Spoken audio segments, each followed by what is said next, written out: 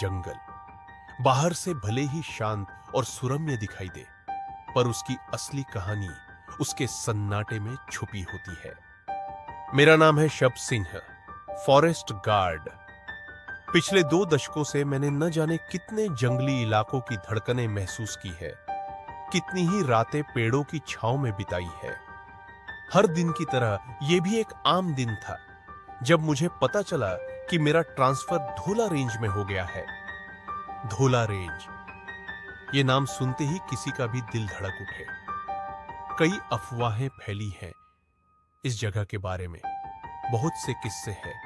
उड़ती बातों में छाया बाघ का नाम सबसे ऊपर है।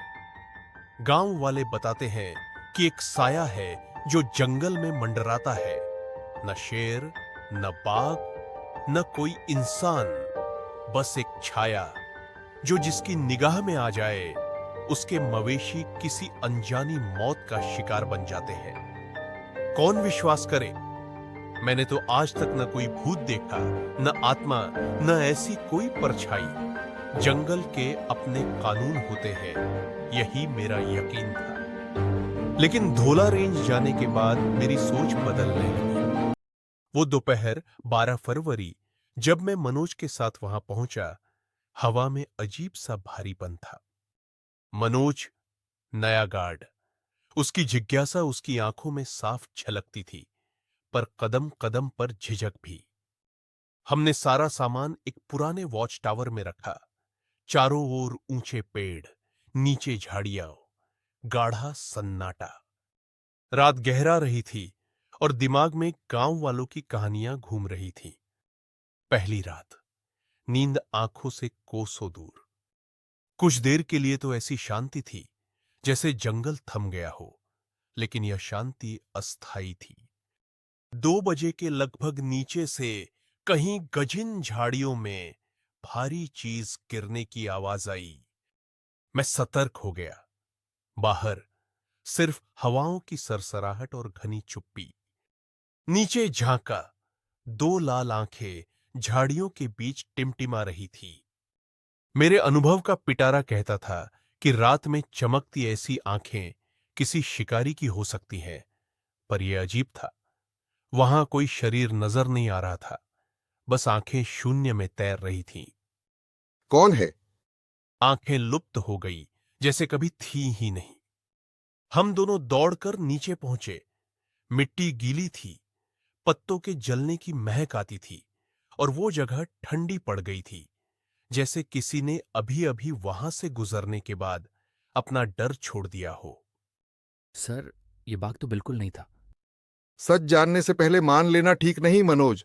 हम कड़ी निगरानी करेंगे। अगला दिन गश्त पर निकलते ही जंगल ने अपना रहस्य खोलना शुरू कर दिया।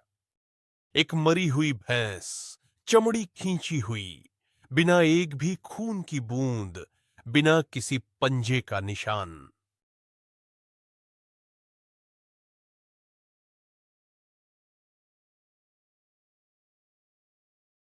शिकारी जानवर का हमला होता तो खून जरूर बहता, निशान बनते।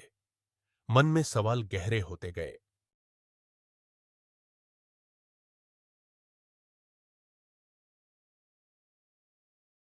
हमने 5 अलग-अलग जगह कैमरा ट्रैप लगाए।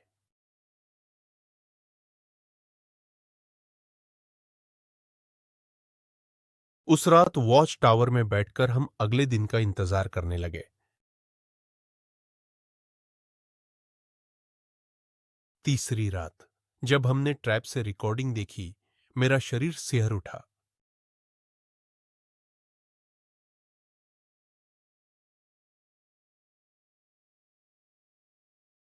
फुटेज में एक परछाई थी, लंबी, अधरक्त आकृति, जिसकी आंखों से अजीब सी चमक फूट रही थी।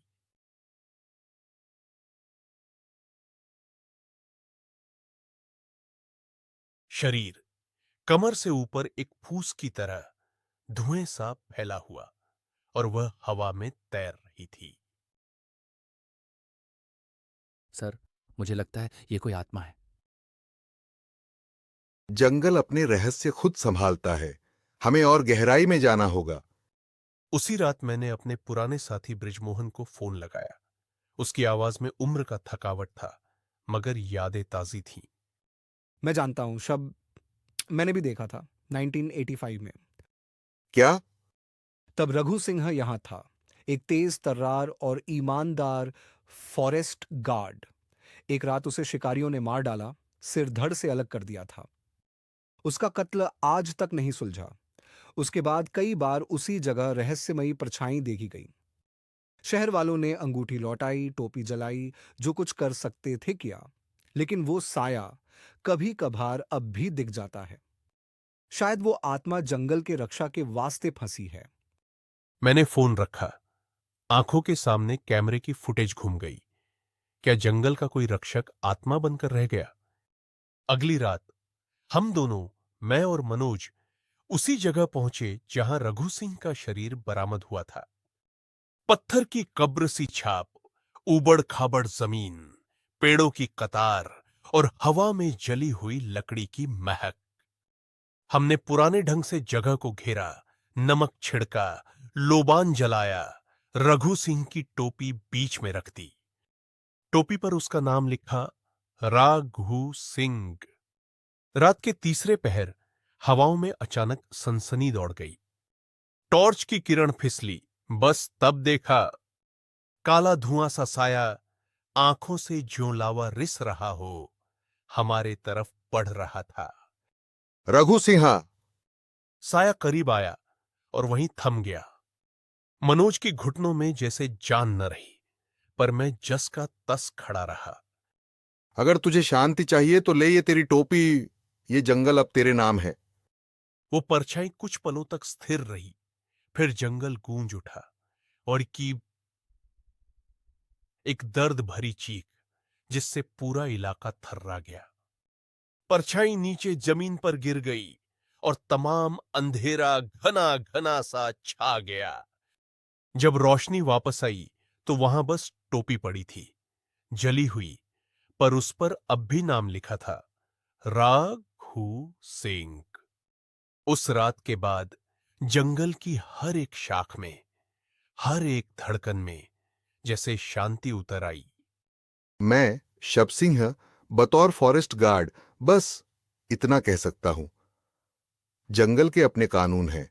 कभी कभी जंगल खुद अपने लिए रक्षक चुन लेता है, जिनकी ड्यूटी कभी खत्म नहीं होती।